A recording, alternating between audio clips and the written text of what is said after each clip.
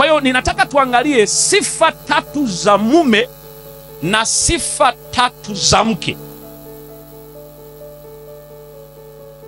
Na nianze na wanaume, kwa sababu hata Biblia inaonyesha wazi mara nyingi Bwana alikuwa anaongea sana na wanaume, anawanyoosha, alafu mambo mengine yanakaa sawa.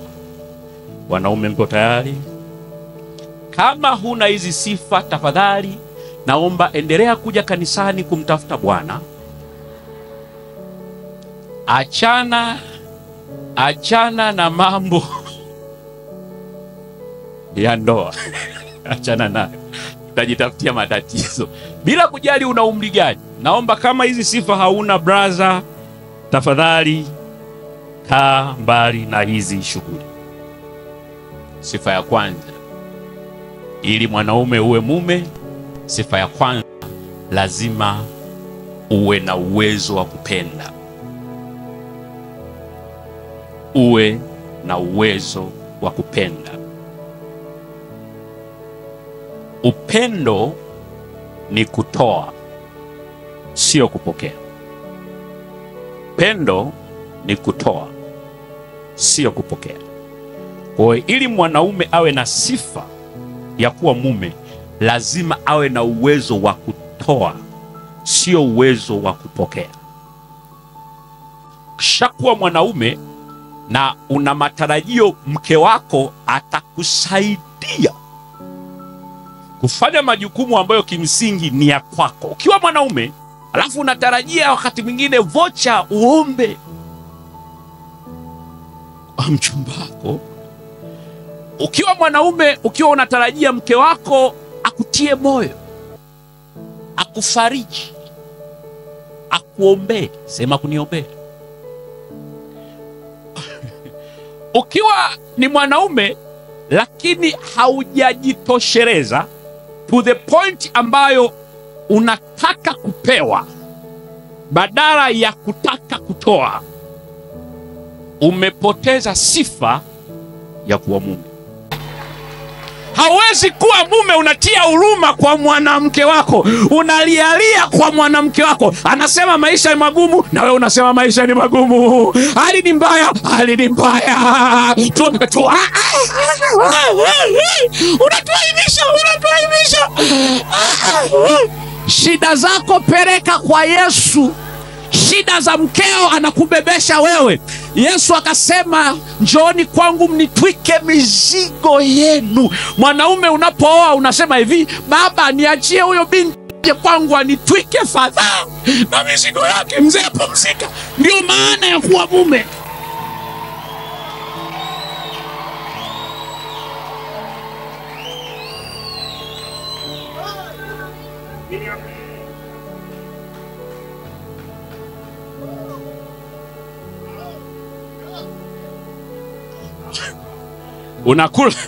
Unakuwa mume, unapangia bajeti mshahara wa mkeo. Sasa nataka nioe mwanamke ambaye sio golikipa ili tusaidiane majukumu. Last time mwanamume alikula chakula alichopewa na mwanamke kwenye bustani ya Eden, tulifukuzwa kwenye bustani ya Eden.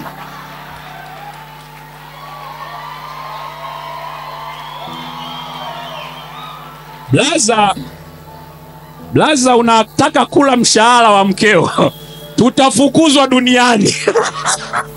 Tutafukuzwa duniani.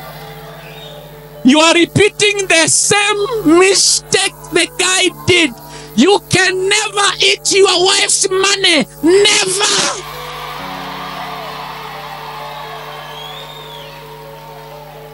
Kuna wengine hapa wanaomba na ncheza ublaza, ujui ugumu wa maisha. Kama maisha ni magumu, usioe.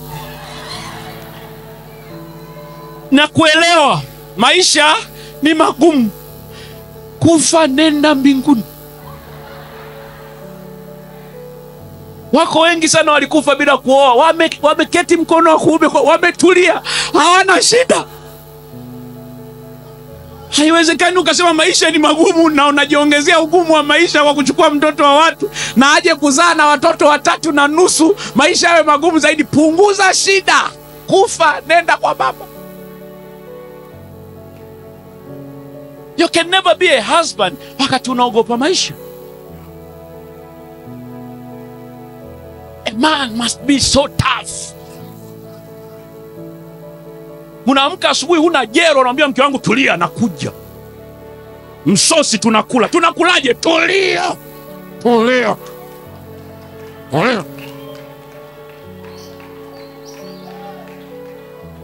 Habari njema ni kwamba imani yako utakayoonyesha kwa mke wako, ukitoka ukampa mgongo, Bwana atakuonea huruma, atasema saidieni yule kijana. Hizi tulio tunajua wakati mwingine kuna vimisala vingine Bwana anatuokoa kibishi tu. Lakini lazima umkazie, sababu ukisikiliza nikwambie, ukiwa mdhaifu Yesu anatukanwa live mbele yako na mke wako, ndio Mungu gani huyo unamtumikia? Unasimama madhabahuni unaimba mapambio, unaomba, alafu tunashinda njaa. Bwana gani? Hata ukwambia live. Lakini ukiona mke wako anaanza kukuonea huruma, mume wangu, Bwana atakusaidia. Akikwambia Bwana anakusaidia, tayari imeshakula kwako. Anakuonea huruma. Sasa usitie huruma. Kuna break wameshaanza kupiga vijana hapa wengi sana. Na namshukuru Mungu kwa ajili ya hiyo break. Na let me tell you something. Wanaume mnisikilize vizuri. Ninaposema kuwa na uwezo wa kupenda, ninamaanisha uwe na uwezo wa kumpenda mke wako kwa namna yako, sio kwa namna yake. Let me put it in a very good way unielewe. Miongoni mwa kitu kinachowachanganya wanaume wengi hata walioingia kwenye ndoa ni pale anapojikuta baada ya kuoa mke wake ndio anamfundisha namna gani ampende. Kwa anajikuta hawezi kumpenda mke wake kwa staili yake na hawezi kumpenda mke wake kwa staili ya mke wake. Ana miaka 28 ameoa, ndio kwa mara ya kwanza anakuja kugundua eti staili yake ya kupenda sio staili, kwa sababu mke wake alisoma kitabu cha 5 language of love. Kwa hiyo anataka apendwe kilanguage yake. Wadada mnisikilize, hatuwapendi mnavyotaka nyie, tunawapenda tunavyotaka sisi. If you don't trust me, kama ukubaliani na staili yangu ya kupenda, pita hivi, kamtafute unayekubaliana naye. Don't teach me how to love you. It's biblical. Yesu analipenda kanisa kwa staili yake. Kanisa alimfundishi Kristo namna ya kulipenda. Wengi wenu hapa mnaomba maombi mpaka leo hayajajibiwa. Na Yesu hawajibu na amewakazia, na bado mnasema anawapenda na hakuna kitu mtamfanya.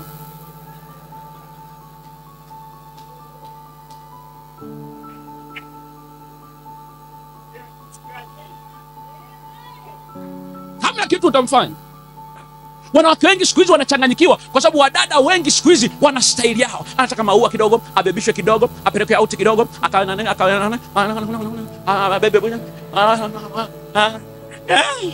akatelemundo kidogo. My friend, mimi ni Msukuma, kwetu ni Geita, na nitakupenda hivyo.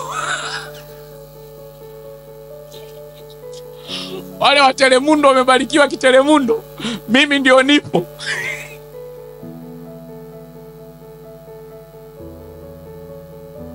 Wanaume mnisikilize vizuri. Sio kila mwanamke unayekutana naye ana sifa za kuwa mke wako. Kama haamini katika upendo wako na haamini kama namna unavyompenda inatosha, hiyo inatosha kujua ya kwamba hawezi kuwa mke wako hata kama mkioana. Nimeandika kitabu cha Usiojua kuhusu wanaume. Miongoni mwa sifa waliopewa wanaume, hawapendagi kufundishwa. Niongee na wanawake hapa. We don't like to be told. Ukiona mwanaume amekaa chini anafundishwa, ujue ana jambo lake binafsi, sio jambo lako. You cannot teach a man. Sio wewe, hata Mungu mwenyewe anajua jinsi wanaume walivyowataka. Mwamba alilishwa tunda na mke wake, Mungu akaja Adamu, imekuwaje? Akasema achana na mimi, uliza huyu mwanamke.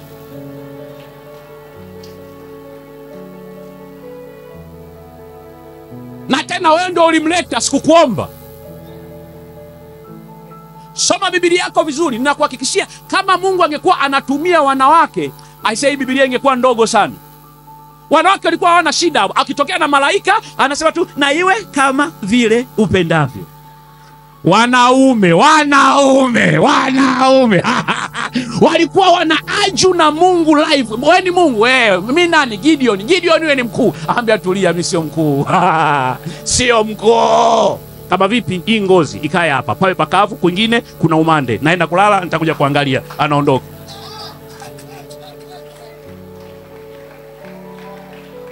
Kesho asubuhi anarudi. Umefanya. Tulia. Hapa sasa kwenye ngozi pawe na umande, kwingine kukavu. Naenda kulala. Na Mungu anafanya, anajua vichwa vya wanaume. Huniburuzi, hunifundishi, hunitawali. Yaani kifupi ni kwamba kama ni mwanaume, alafu ukipelekwa huku unajaa, ukipelekwa huku unajaa, ukivutwa huku unajaa. Usioe, utakufa.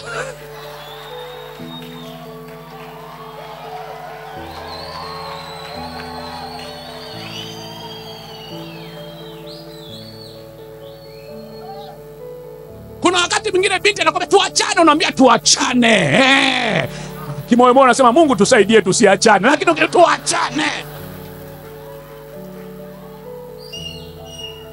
Wewe unaachwa na binti, umeacha hadi wokovu. Siendi tena kanisani. Dada wa praise kaniacha. Mwanaume.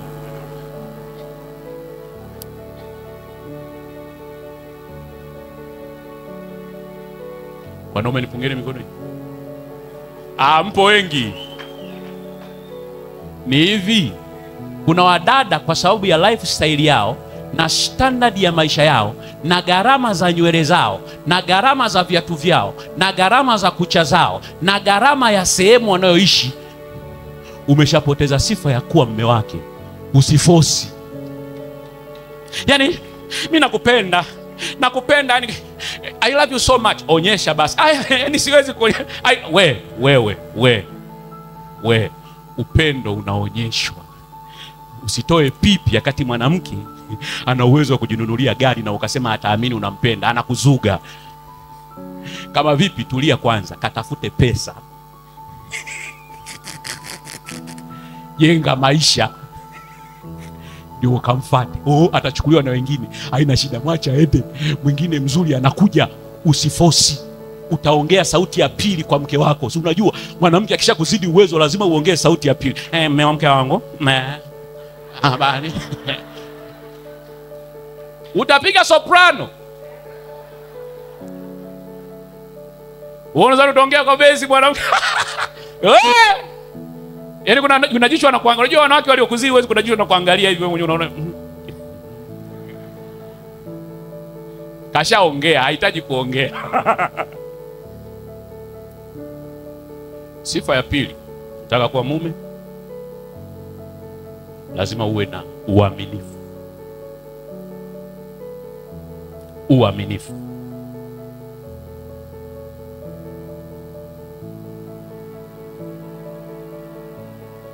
Lazima uwe na uaminifu. Kwa maana kukwambia, maana ya kwanza, uwe ni mtu wa kusema unachokitenda na kutenda unachokisema.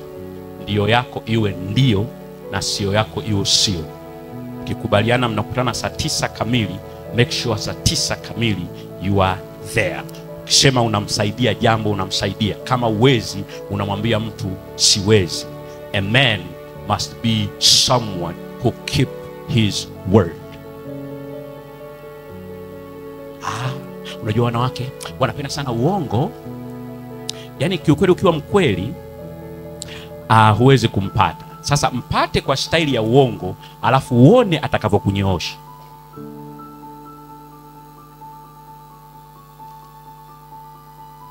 Unajenga nyumba kwenye msingi wa mchanga, ukijidanganya ya kwamba nyumba itasimama. Kama mtu ambaye unatarajia kumuita mke hana uwezo wa kustahimili ukweli wa maisha yako, then haqualify kuwa mke wako. Simple. Lakini uaminifu kwa tafasiri ya kuhakikisha ya kwamba you are committed to one person. Ukiamua kuwa mume, amua kwamba ninatembea na huyu mmoja, wengine wote ni wazuri naelewa, wana shepu naelewa, wana mvuto naelewa, kuna wakati wakipita hivi nywele zinasisimka naelewa yote, lakini sasa kwa sababu nimeamua kuambatana na huyu mmoja, natulia hapo na ninajishikilia hapo mpaka tunaingia mbinguni. Halo? Kwa sababu ndoa it's about commitment. Kwa hiyo kama unaona bado kichwa chako kinazunguka na kina spidi na kinarukaruka na unatishwa na rangi ya kahawia na njano na shepu zinakuvuruga, endelea kumtafuta Bwana, kwa sababu hujawa na sifa bado za kuwa mume.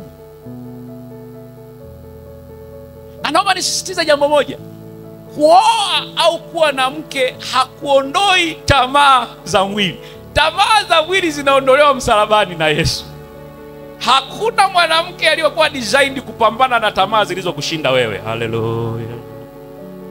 Ndoa sio karakana ya kutatua shida ulizozishindwa. Brother, kama akili yako haijatulia, mke wako hawezi kuituliza. Hakupewa hiyo neema, hana huo uwezo. Na wale wadada wanaosemaga yani huyu kijana ana tamaa sana, mimi naamini kwa akioa hizi tamaa, yani amenichiti kama mara 2 hivi, lakini naamini akioa kuna namna fulani nitamweka hapa, nitampa show.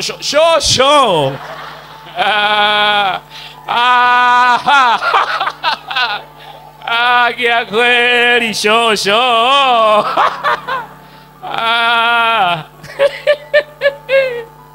Wacha we show. Ulize wenzako. Walitoa show na wakaachwa. Walitoa show na wakasalitiwa.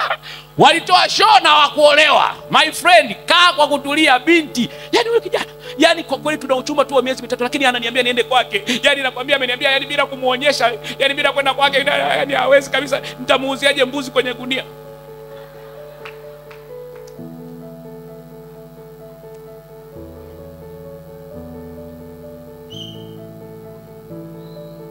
Yani atajuaje kama mimi ni wife material? Dada, fanya hayo mambo at your own risk. Mwanaume akiamua kukuoa, huwa haangaliagi umepungua wapi, haangaliagi miguu imekaa upande, haangaliagi haujui kupika, haangaliagi huwezi show. Wanaume akiamua kukuoa, huwa ananyooka na wewe, hajali wengine wanasema nini. Ukiona anaanza kukwambia sasa nitajuanje, haoi.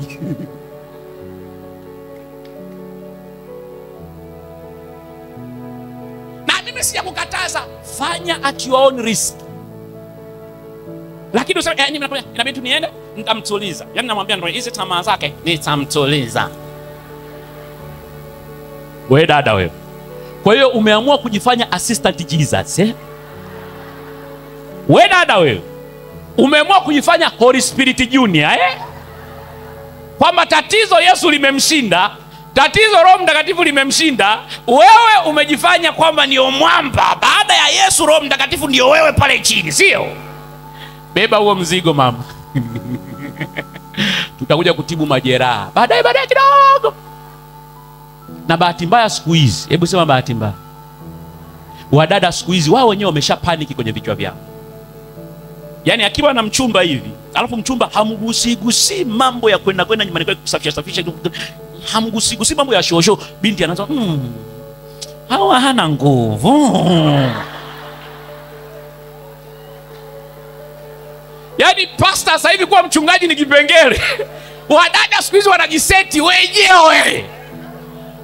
Anaenda, alafu baadaye akipigwa tukio, yani amenichezea mtu wa Mungu. Ulifikaje kwake? Wewe kabla hujaniambia amekuchezea, nitakuuliza maswali magumu. Ulifikaje kwake? Nataka unionyeshe ushahidi kwamba alikubaka. Kama ulikubali mwenyewe, wewe na yeye pita huku wote wale. Mlikubaliana. Situzuge. Wadada siku hizi wanaogopa hii nguvu. Na vijana siku hizi nao wamepaniki. Yaani mtu anaweza kana amekaa tu hivi anamwabudu Bwana, Bwana wewe shuka, baadaye hivi una nguvu. Anashtuka. Wana trauma vijana siku hizi. Wewe kuna kijana mlokole katoka zake ibadani anatafuna miogo barabarani. Anakula kanga. Kule Dar es Salaam anakuza anakunywa na mchuzi wa swewe. Vipi mchuzi wa pweza? Kuna nini? Nguvu.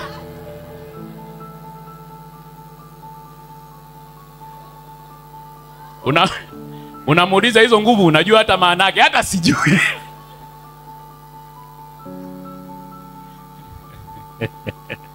Naomba niwatie moyo vijana wa kiume, mna nguvu za kutosha.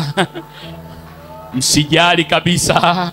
Na kama uko mahali hapa unahisi hauna, leo nitafanya maombi ni kupampu nguvu. Zipo, tulia.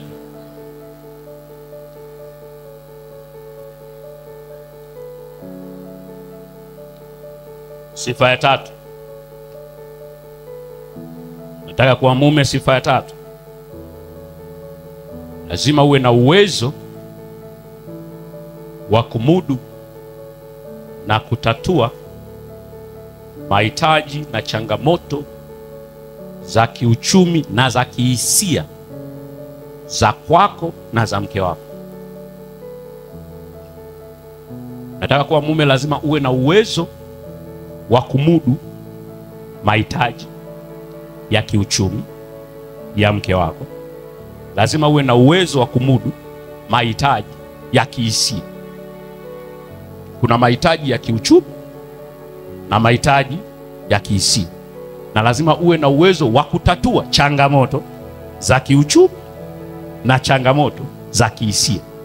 Na ukijaribu kutafakari vizuri, utagundua swala la kuwa mume sio swala la misisimko na miemko, kwa sababu mahitaji yote ya mke wako ya kiuchumi na ya kihisia yapo juu yako, na changamoto zake zote za kiuchumi na za kihisia zinakuwa juu yako.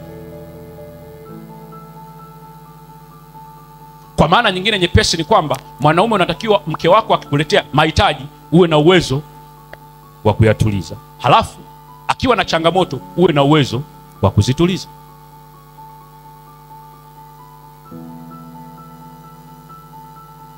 Changamoto ni nini?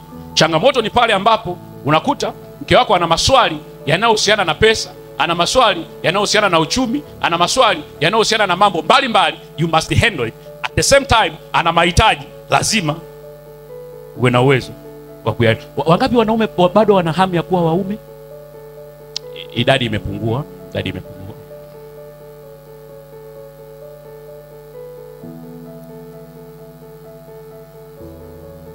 Mke wako akiwa na hitaji la kiuchumi, you must handle it. Akiwa na changamoto za kiuchumi, you must handle it. Utakuja kugundua ili ndoa iwe salama, lazima tuwe na mwanaume ambaye amejiboresha na ana uwezo mkubwa katika maeneo haya mawili, economically and emotionally. Lazima mwanaume awe vizuri kiuchumi na awe vizuri kihisia, alafu aoe mwanamke ambaye hana mahitaji makubwa ya kiuchumi na hana changamoto nyingi za kiuchumi. Yaani mwanamke lazima ashushe mahitaji na changamoto, mwanaume lazima apandishe uwezo wake wa kumudu mahitaji na changamoto. Otherwise, kama mwanaume anaongeza uwezo wa kudili na mahitaji na changamoto za kiuchumi na za kihisia, alafu mwanamke naye anaongeza matumizi na mahitaji na ana changamoto za kiuchumi na kihisia, ndoa hamtoboi. Kwa sababu the more you'll be making money, the more she'll be spending it. Kwa lazima uwe mwanamke ambaye hana makuu. Ukioa mwanamke ambaye akikuta hela kwenye mfuko lazima ziishe ndio anapata amani, hizi hela ni za kwangu, ana create changamoto kwako, ana create more pressure kwako. Wanawake mnisikilize vizuri, na nataka sijui niwakemee, sijui nifanyaje. Mnatupa shida. Sasa hivi wanaume wanaogopa hadi kuoa kwa sababu you guys are emotionally broken, financially broken. Yaani unakuta binti ni mpweke, ana hasira, ana uchungu, binti mwoga, binti hajisomi, binti yuko ovyo ovyo, emotional, hajisomi, kwenye hela na kwenye hajisomi. Unajua wazi ukimwachia hela ukuti change, na ukimuuliza anakwambia unamnyanyasa na hela zako.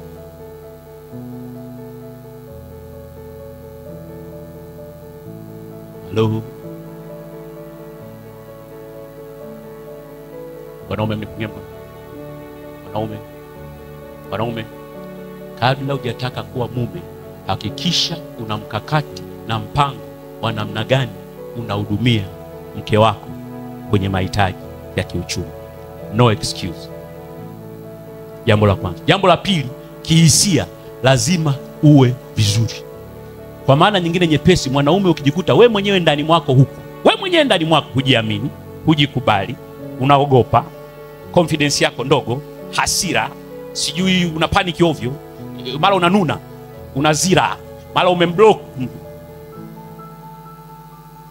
Sio kuna wanaume siku hizi nimemblock. Yaani mwanaume una block mwanaume.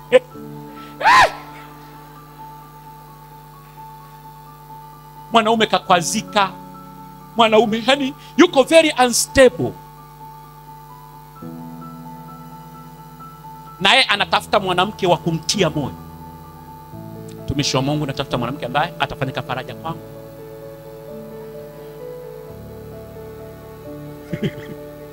Atakuwa akiniombea. Jamani, kati ya Kristo na kanisa nani alikuwa anamuombea mwenzake? Kati ya mume na mke nani anatakiwa kumuombea mwenzake? Wanaume nani anatakiwa kumuombea mwenzake? Wewe mwanaume usizime dada. Hiyo project ulioichukua unatakiwa kuiombea pia. Ukiona mwanamke anakuombea, maana yake ushahama kwenye siti yako kitambo. Sio mbaya, sio dhambi mwanamke kuomba. Amen. Na sijasema msiombe. Ila nimesema hivi, inapokuja kwenye mahusiano ya kindoa, a husband must pray for his wife. Kwa sababu wewe ndio unajua unapokwenda. Na lazima umshape huyo mwanamke muende pamoja unapokwenda. Your wife does not know where you are going. Akiomba atakutoa kwenye leli. Wanawake wakienda kwenye maombi wanatuombea hivi, baba, naomba nifanye mume wangu awe soft, anipende. Naomba nifanye mume wangu awe so lovely. Akienda huko nje asichukuliwe na wanawake wengine. Baba, ninakuomba. Ndio maombi yao.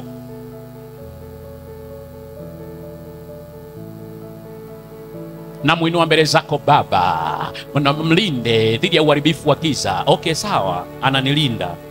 Bwana ananilinda. Wewe mwanaume unaomba nini? Lazima uombe unaenda wapi. Wewe ndio kichwa. You have una ramani kononi unapoenda. You must pray. Sema amina. Sema amina. Mwanamume lazima uwe na uwezo wa kujishikilia kihisia. Kwa maana nyingine nyepesi, mwanaume lazima uwe na uwezo wa kujizuia hata hisia zako na miemko yako ya kingono. Akihitaji anapewa huduma, asipokuwa fresh unatulia na mbinguni unaenda. Usikwaziki. Nimeongea na mtu mmoja hapa. Kuna wanaume akinyimwa huduma anachanga. Nitakuaje wewe? Ukinyimwa unaenda sebuleni kumtafuta Bwana. Rabobobo. Tena unamshukuru Bwana kwa sababu umepata muda mzuri wa kutafuta uso wa Bwana. Maana Biblia inasema msinyimane, lakini mwe mnapeana alafu mnaachana, msijaribiwe. Kwa hiyo unaenda sebuleni kutafuta uso wa Bwana. Asante Bwana maana ameninyima huduma, na kuja mbele zako.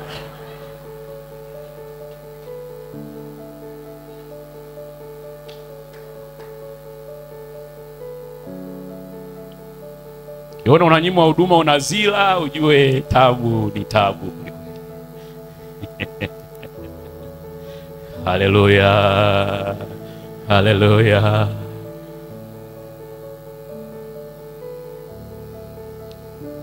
Hebu kaa, kama umekaa karibu na mwanaume mwambie, mwanaume hebu pona ndani kwanza. Mwambie pona ndani kwanza.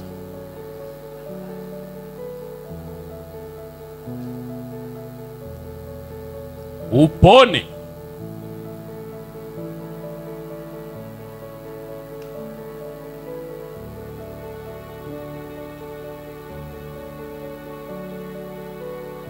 Pona kabisa. Yaani kabla hujua kuwa mume, pona kabisa. Otherwise unaweza kujikuta umeoa mke ukabakia na cheti tu ndani, lakini akikuangalia naona kama kambuzi fulani. Mwamba upendo umefeli. Mwamba uaminifu umefeli. Mwamba uwezo wa kumudu mahitaji na changamoto za kiuchumi na umefeli. Sasa unajua kuna wakati mwingine mpaka mke anakuwa anajiuliza, hivi mimi ni mke au ni assistant husband? Hello?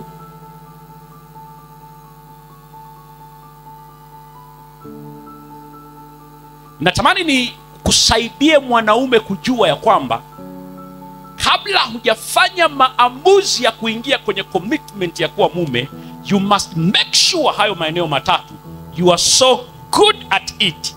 Wazi.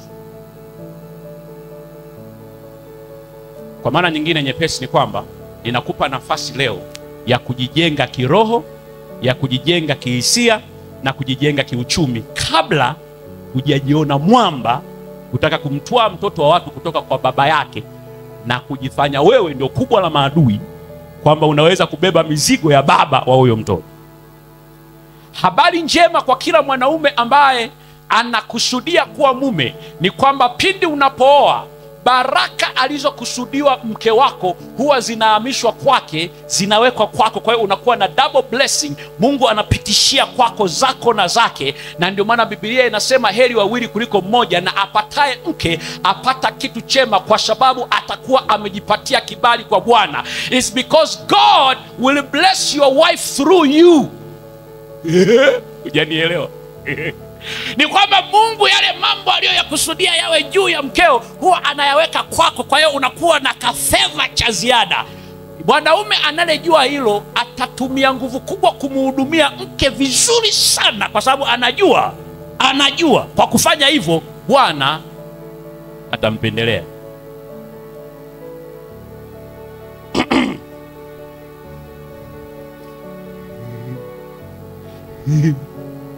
Ukioa, baraka ya mke inakuja kwa mwanamke. Ukiolewa, kale kabaraka kwako kanapewaga mke wako. Wewe unakuwa unaishi kwa huruma ya mume wako. Ndio maana hauwezi ukaenda beyond your husband authority and knowledge. Mume wako huwa anaamua ukomo wa mafanikio yako mwanamke. Ukigoma utaasi. Ukiasi utakuwa sio mke. So Biblia inasema mke na amtii mume katika kila jambo, maana yake your husband will decide how far you can go. Wale wadada wanasema tafuta mwanaume mmoja ambaye hayupo kiroho sana, but nataka tu mwanaume ambaye angalau ni handsome, ananukia vizuri, good looking, lakini angalau awe na gari kidogo na nini. Wako wengi. Lakini kuwa makini, baraka zako zinapewa nani? Kwa sababu ukikutana na mwanaume mnyanyasaji asiyejielewa, he will abuse your blessing. Mungu atazuia baraka yako na baraka yake, mtaishi maisha ya tabu sana, because umeingia mahali ambapo haqualify kubarikiwa na Mungu, kwa sababu Mungu anabariki kwa ajili ya jambo lake, sio jambo lenu. Okay, ngoja niweke vizuri. Dada, usiolewe na mwanaume anayekuelewa, olewa na mwanaume anayejielewa.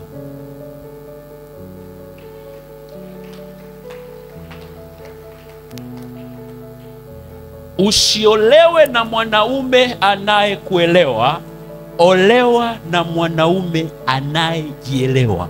Mungu hafanyi kazi na mwanaume anayekuelewa. Mungu anafanya kazi na mwanaume anayejielewa. Kuna wakati atamsikiliza Mungu, na hiyo sauti anayoisikia kwa Mungu itakukera wewe, na hatojali kuhusu wewe, atajali kuhusu Mungu anasema nini. Olewa na mwanaume ambaye hata kama utakwazika, lakini ni bora amtii Mungu kuliko kukutii wewe. Ukipata wa hivyo, olewa naye. Wanawake wameshapoteana kabisa. Ni kwa sababu huwa mnamwambia Bwana nipatie mume kutoka kwako, lakini hamuelewi wanaume kutoka kwa Bwana ni wanaume watata ambao huwa wasikilizi sauti za wake zao, wanasikilizaga sauti ya Mungu. Bado hujanielewa. Hivi wanawake wangapi hapa wangapi ungepata tu muujiza wa kuwa mke wa Yesu, una uhakika ndoa ingekuwa salama?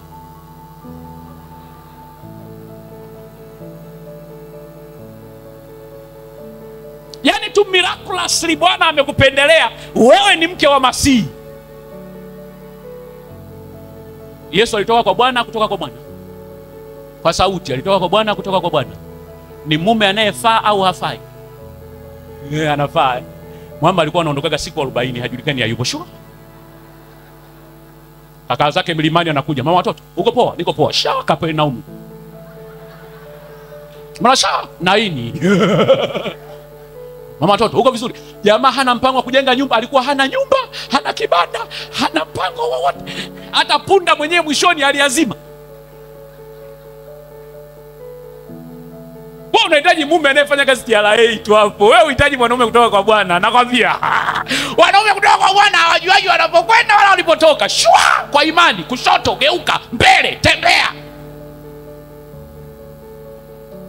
Mwamba alikuwa kila siku jioni anakaa, Biblia inasema kila siku jioni alikuwa wanaletewa wagonjwa na watu wenye vifungo mbalimbali. Yesu alikuwa anaombea every single day. Mume wako anarudi nyumbani, anaruka jasho, anaingia bafuni anaoga, alafu anakaa pale nje, enjoy power. Pokea. Rika baba funguka. Mama nani? Naomba maji ya kunywa. Sawa. Power. Saa 8 usiku. Saa 10 Petro, vipi? Mkabisa twende zetu. Wewe, unataka mume kutoka kwa Bwana? Utamweza? Wanaume tu anajulikana anapofanya kazi, ana kagari, amepangisha nyumba pale Ilemela, na mnagombana kila siku. Utakuwa na mume kama Musa wewe? Mke wangu, nilikuwa polini, nikaona kijiti kinawaka, lakini hakiteketei. Bwana akasema na mimi, kutoka kwenye kijiti kinachowaka lakini hakiteketei. Swali la kwanza, mume wangu una umri gani? Miaka 80. Akili zimeanza kuruka. Kijiti kinawakaje hakiteketei? Alafu akakwambia nirudi Misri kule ulipofukuzwa. So umekuja hapa kuwa mtumwa. Unatoka wapi Misri? Ulifanyaje? Uliua. Ikawaje? Unarudi kule kule. Mimi na watoto wako. Bwana akasema, Bwana, wewe ungekuwa mke wa Nuhu wewe, miaka mingapi anaamka tu asubuhi, anaingia anakata magogo, anajenga dude. Dude gani? Safina. Kwa ajili ya nini? Mvua itanyesha. Lini? Haijulikani. Hapa kuna ukame, bahari iko mbali. Anajenga ni safina. Nani? Kama Bwana. Kuna siku mvua. Kila mmoja anakucheka, umeolewa na mume kichaa. Wanawake wote mlioko hapa, wangapi bado mnataka kuolewa na wanaume kutoka kwa Bwana? Bado mna imani? Sifa za kuwa mke. Sifa ya kwanza, unataka kuwa mke? Nataka nimalizia. Unataka kuwa mke? Sifa ya kwanza, lazima uwe na uwezo wa kumilikika. Uwe na uwezo wa kumilikika.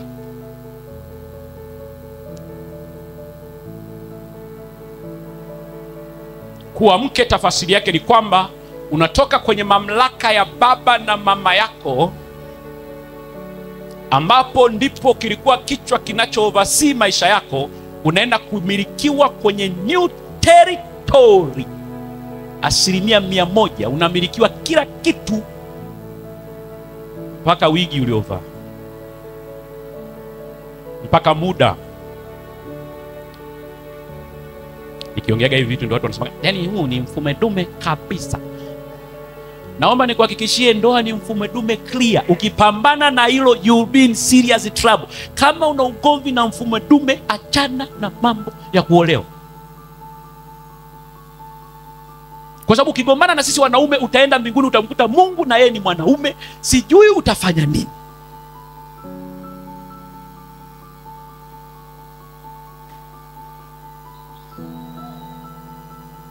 Labda nikuambia kitu kimoja ambacho unapaswa kuelewa. Kanuni ya kumilikika inasema hivi: mamlaka inayokumiliki ndiyo inayokuhudumia. That is the principle ya kumilikika.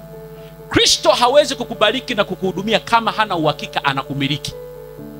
Ufalme wa Mungu hauwezi kuachilia baraka zake kama hauna uhakika kwamba unakumiliki. Haijalishi unaimbaga mapambio kiasi gani, haijalishi unazamaga rohoni kiasi gani, is until you become the property of the kingdom, that's where you're going to experience the blessing.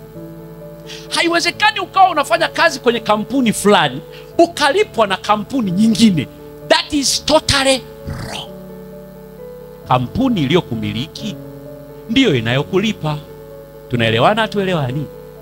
Ukitaka kufaidi mali na utajiri na upendo wa mume wako, lazima umuonyeshe beyond doubt kwamba yeye ndiyo mwamba kubwa la maadui, Van Damme, Schwarzenegger. Hakuna kama yeye. Umetoka kwenu umekuja kwake na umesahau kama unakwenda. Haya sasa, turudi kwenye nyakati za Biblia, wakati ambapo Rebeka ameenda kuchukuliwa kwa ajili ya kwenda kuolewa na Isaka. Alipokutana na yule mwamba kisimani, akasema naongozana na wewe. Ile ndio ilikuwa siku yake ya mwisho kukutana na ndugu zake. Alipotelea huko na familia yake. Hakuna simu, hakuna WhatsApp, hakuna chochote. Once you are gone, you are gone for good. Unajua kwa nini unateseka wewe mdada? Ni kwa sababu siku hizi umeolewa, tupo honeymoon. Mama, kwa kweli namshukuru Mungu, nimeolewa na mume wangu, tupo hapa, tupo honeymoon. Yaani tuko vizuri sana. Upo kwenye grupu la nyumbani nimejiposti. Tuko vizuri sana. Yaani umeshaolewa lakini zile connection na nyumbani kwenu hata hujaolewa. Yaani kwamba upo. Na kila weekend mume wangu naenda kwa nyumbani kwetu kuwasalimia wazazi. Huyo.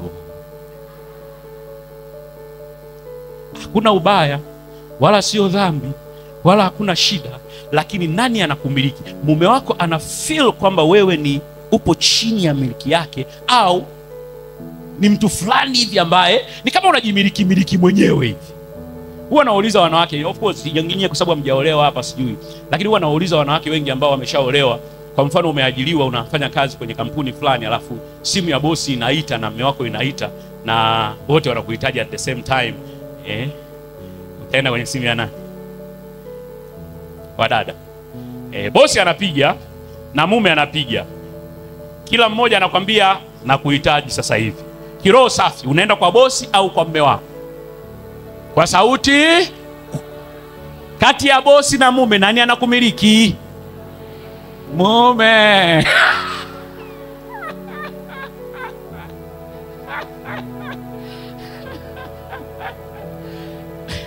Sasa utaelewa kwa nini wanaume wengi siku hizi for no reason or for some reason huwa wanatelekeza majukumu yote ya kutunza familia kwa wake zao in the name ya mke anafanya kazi.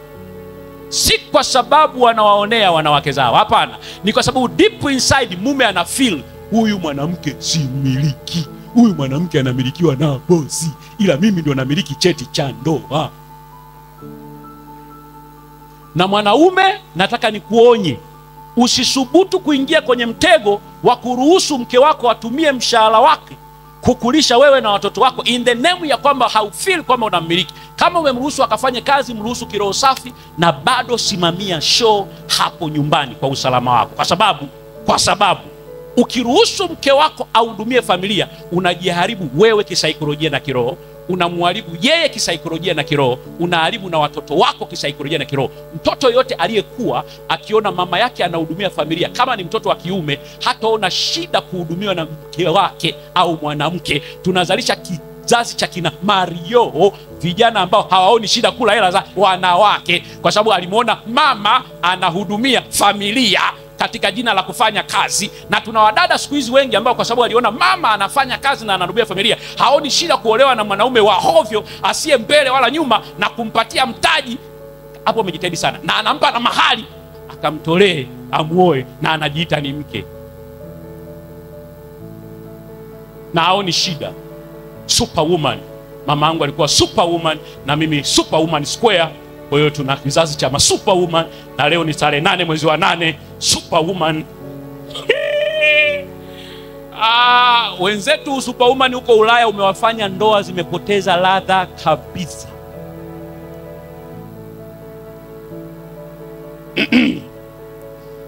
Haleluya wadada. Naona kama wameshagairi kuolewa hapa.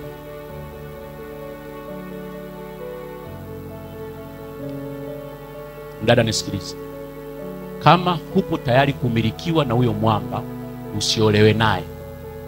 Na kama hauko tayari kumilikiwa at all, naomba jitakase, kuwa mtakatifu, nenda mbinguni. ninakuhakikishia hautachomwa moto, kwa sababu hakuna dhambi ya kutokuolewa. Lakini ni hatari sana kuolewa halafu ujifanye unakamiliki kako binafsi, unajimiliki mwenyewe, unajianzishia safari ya msongo wa mawazo usio na sababu. Hivi mmegundua siku hizi wanawake wengi akiolewa ndio wanakuwa na mishemishe kuliko kabla hata hajaolewa. Yaani akiolewa siku hizi ndio yani kama ndoa, watoto, ada, chakula. Yaani wanawake siku hizi ndio badala ya kupumzika wakiolewa, siku hizi ndio majukumu yanaongezeka wakiolewa. Nini kimetokea? Hamtaki kumilikiwa. Kuna uhusiano wa moja kwa moja kati ya kuwa mke, kurelax na kupunguza harakati. Wanawake, haleluya. Nimesemaje? Kuolewa, kuwa mke, punguza harakati na kurelax vinaenda pamoja. Ukiona wewe ni mke na unataka kuwa mke lakini bado you are over ambitious, una ndoto kubwa na mipango mikubwa, punguza kidogo kasi. Sababu kuna uwezekano mkubwa ukiingia huko ndani ukawa na vitu vingi sana vya kulose. Wadada wengi huwa wananiuliza hili swali, kwa nini wadada waliofanikiwa sana huwa wanakosa mume wa kuwaoa? Mmewahi kugundua hiko kitu? Ni kwa sababu haiwezekani ukawa na ndoto kubwa, kampuni kubwa, pesa nyingi na kila kitu, halafu ukawa mke kirahisi, because you have got so much to lose. Una vitu vingi sana vya kuvipoteza, kwa sababu siku unaolewa unakabidhi vyote kwa mume wako. Mume wako mwenyewe nani? Kwa sababu tatizo sio kummilikisha, tatizo unayemmilikisha nani? Mwamba hana zile sifa tatu, hajisomi, hajielewi. Unampelekea ndoto, unampelekea masters, unampelekea biashara, unampelekea, unasikabisi. Unajua nini kitatokea baada ya hapo?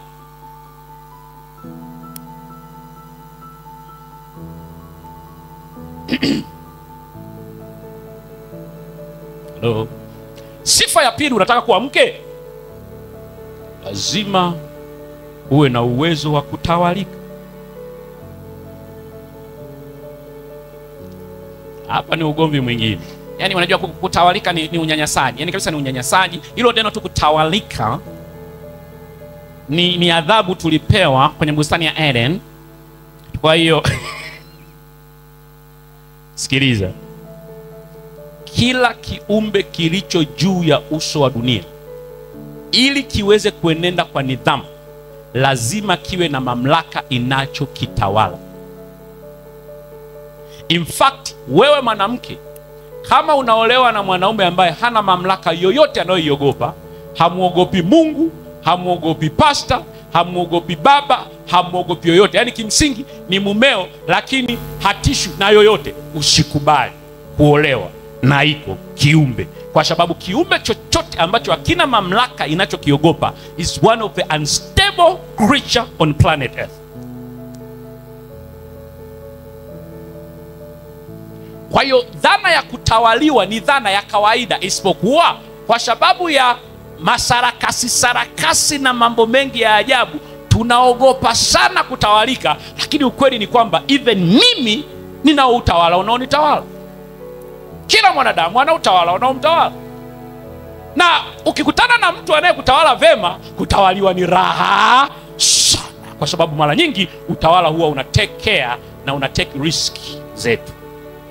Jamani, kutawaliwa na Roho Mtakatifu ni raha sio raha? Kutawaliwa na Mungu ni raha sio raha? Ukiwa na mzazi ambaye anakupenda akikutawala ni raha sio raha? Ukiwa na mtu ambaye anakutakia mema ukajiweka chini ya mamlaka yake ni raha sio raha? Ukiwa na mchungaji ambaye ni mzuri kabisa kukikutawala ni raha sio raha? Ukiwa na mume ambaye sweet, lovely, nice, ngini, mtamu kabisa, mtamu, akakutawala, raha sio raha?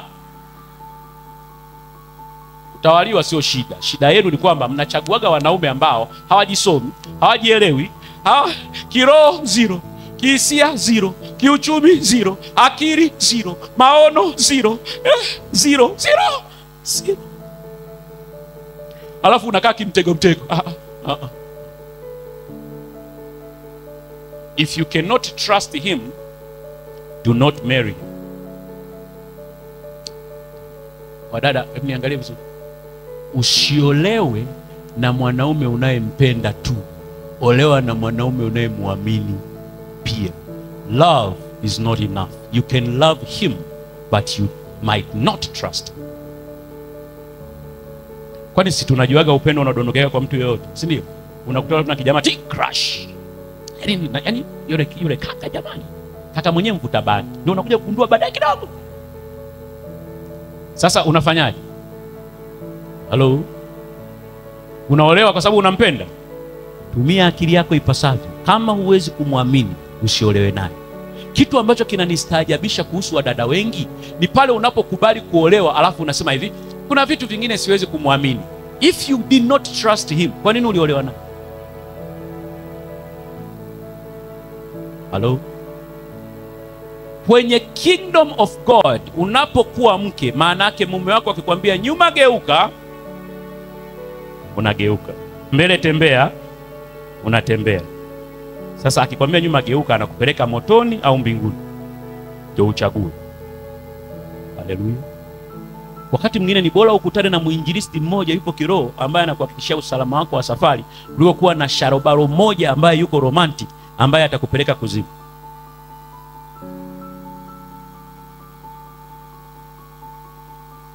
Halo? Kama mkaa karibu na binti, mwambie kama umwamini achana naye.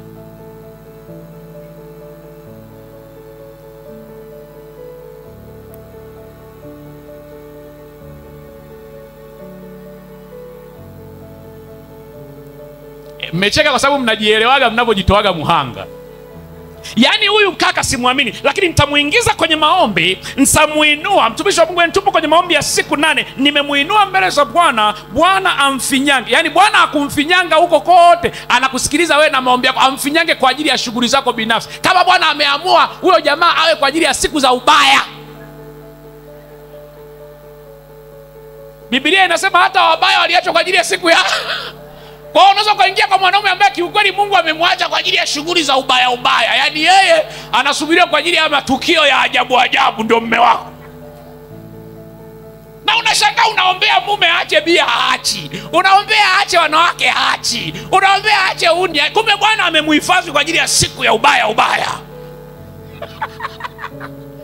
Ndio mke wake. Hakuna rangi utaacha kuona, unafunga, unapindua meza hazipinduki. Bwana anakuambia, dada, hiyo project niliishindwaga tangu akiwa mdogo. Nikaona hiki kiumbe nikiache kwa ajili ya special mission. Ila wewe ukajiingiza hapo. Hambadilishi.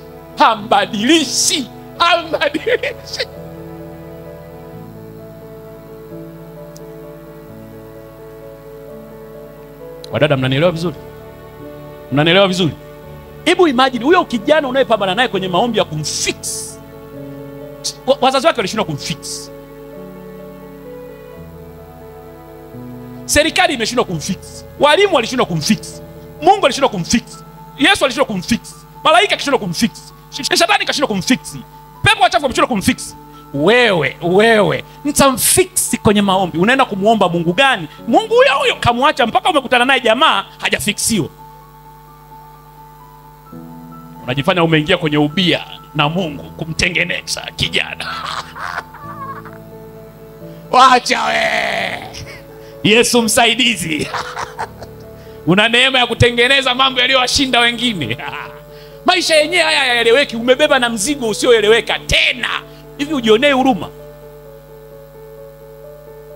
Hao tu waliopata waume na wanawake kutoka kwa Bwana wana changamoto zinawasumbua. Wewe umeamua kuchukua project ambayo hata Bwana anakushangaa.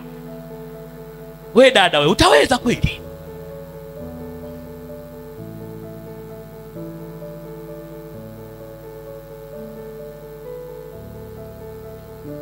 Unajua mtumishi wa Mungu, sasa hawa ambao kwa kweli wana tabia mbaya watamuoa nani? Yaani imagine, unajua kuna wakati mwingine nimeona muangalia yule jamaa tabia yake, naona tu hajapata tu mwanamke mzuri. Mimi nakwambia akipata mwanamke mzuri yule jamaa atabadilika. Wacha. Hebu niletee takwimu za wanawake ambao walifanikiwa kubadilisha wanaume walioshindikana. Niletee, nimekaa hapo.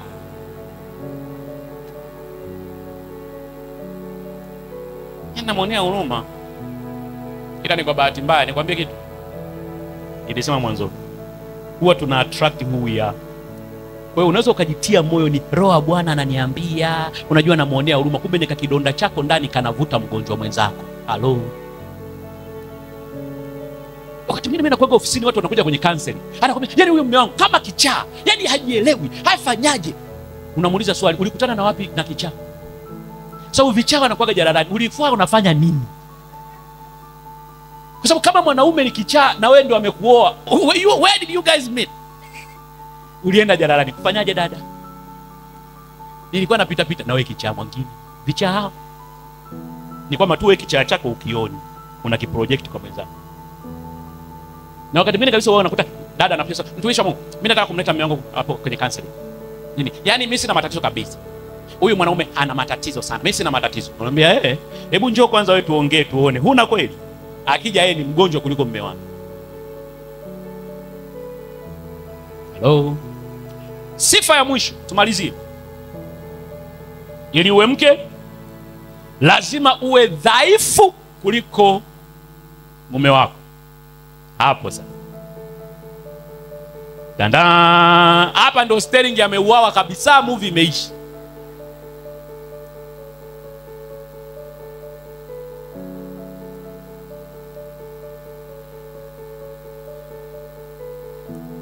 Lazima uwe dhaifu kuliko.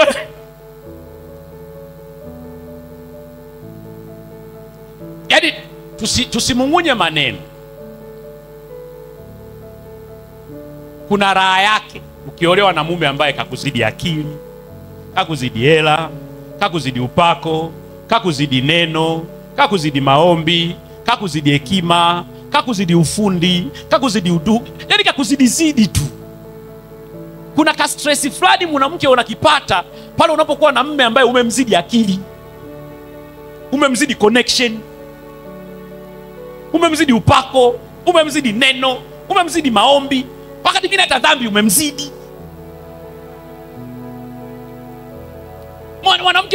Mwanamke ana connection za hatari, ana namba paka ya RPC. Mwanamke ana namba paka ya mwenyekiti wa chama cha CCM. Mwanamke ana namba za simu za manager wa benki. Yaani mwanamke simu moja tu anaweza kutafutia milioni 50 faster. Mwanaume hata buku hawezi kukopa. Lakini mwanaume simu tu, mwanamke simu tu. Mwanamke anabadilisha mpaka balbu, anafunga bomba.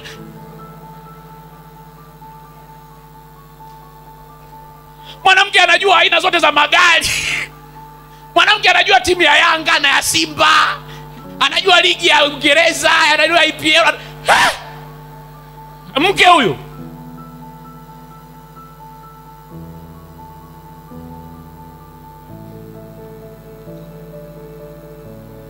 Mambo mnaweza ngazani masiara. Kuna wakati mke unakaa unasema hivi na mimi ni mke kweli?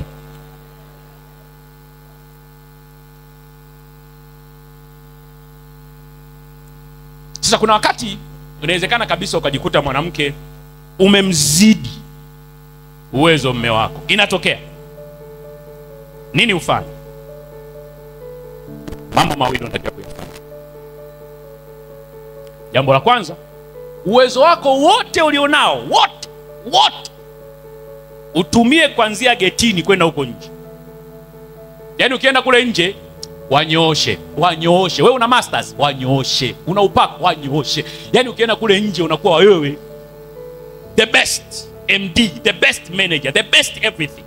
Ukifika kwenye geti la nyumbani kwako, sahau masters na ujuaji wako wote. Ingia ndani kama mke tu, hujui chochote. Na hata kama mume anazingua unamwacha, unasubiria akuombe msaada.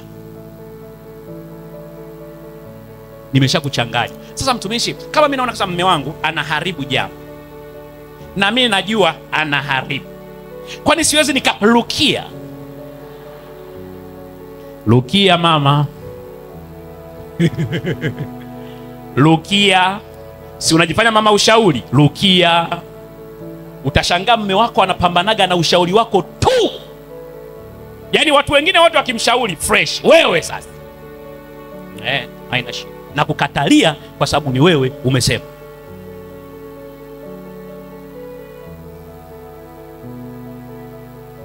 Kazi yako mwanamke, nisikilize vizuri, ukiolewa huko kwingine tunyooshe mama. Tumekuruhusu tunyooshe. Sema amina mwanamke. Huku kwingine tunyooshe, kanisani huko wapi tunyooshe. Mama, tumekukubalia. Ukikubali kuwa mke wa mtu, shughuli yako ni moja tu, unamsifu mume wako, unamjaza upepo, unamwambia mwamba na kuaminia unaweza. Usiwe na maneno mengi, jaza upepo huyo mwamba.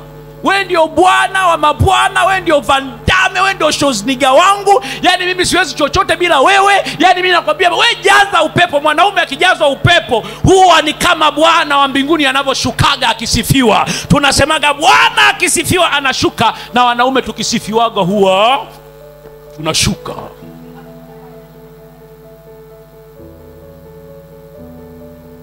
Kama ambavyo Mungu huwa anapingana na mtu anayejifanya ana uwezo sawa na yeye, ndivyo ilivyo wanaume huwa wanapingana na mtu yoyote anayedhani yuko sawa na yeye. Shughuli yako mwanamke ni mapambio tu. Mimi nakupa hii technique. Ukitaka kuona uwezo wa mwanaume, jaza upepo. Wanaume tunapenda masifa. Nimesemaje? Tunapenda masifa. Ukitaka kubaki kwenye moyo wa mwanaume, jaza upepo. Mwamba, we mwamba hakuna kama wewe. Na wanaume wote wanajua, wazee hao watakwambia, wanaume wanakaaga kwenye mazingira ambao wanasifiwaga, hata kama wanasifiwa ujinga. Si ndio Victor? Papa maestro, we noma. Hatari. Maestro anapiga voko.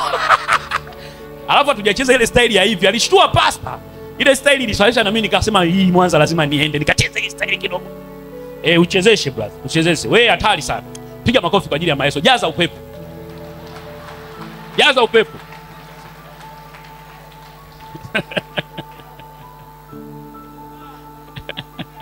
Jaza upepo.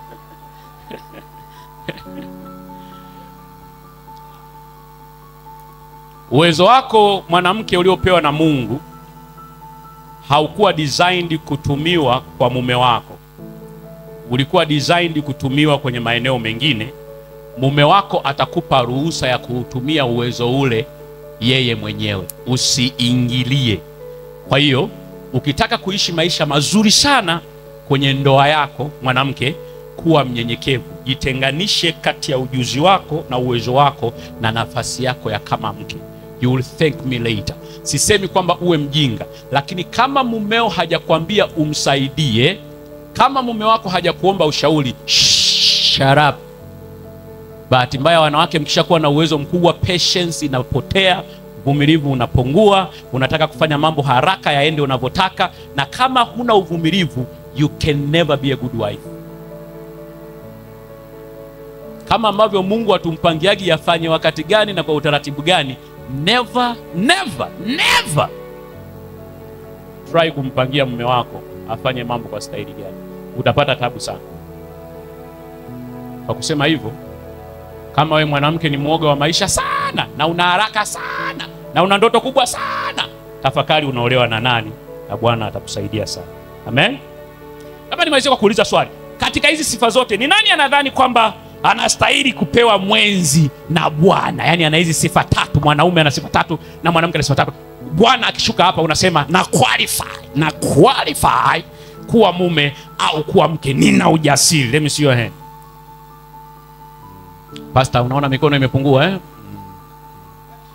Na hata walionyoosha mkono wakati mwingine ananyoosha.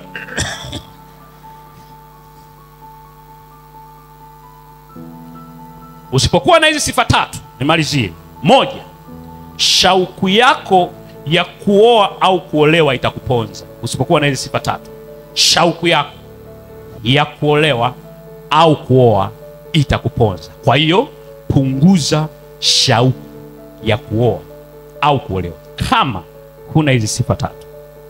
Namba pili, ni rahisi sana kumkataa mtu aliyeletwa na Mungu na kumkubali mtu aliyeletwa na shetani kama hizi sifa tatu hauna. Ni rahisi sana wa Mungu ukamwona wa shetani na wa shetani ukamwona wa Mungu.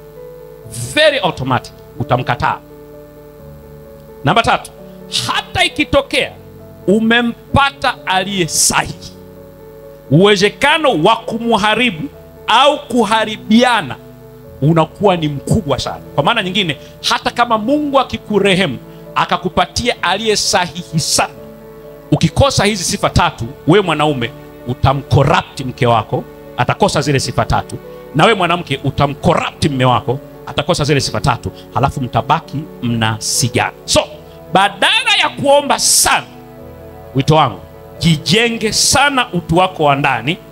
Si kweli kuwa wa kuoa au wa kuolewa hawapo, ila wewe hujawa na sifa ya kuwa mume na kuwa mke. Kumbuka, uliumbwa kuwa mwanaume na uliumbwa kuwa mwanamke. Swala la kuwa mume au mke, vigezo na masharti lazima vizingatiwe. Kama hauna vigezo hivi, ngeukia jirani yako mwambie, tulia, usiharakishe, mbingu ipo. Ukikosa raha za duniani, utaenda za mbinguni.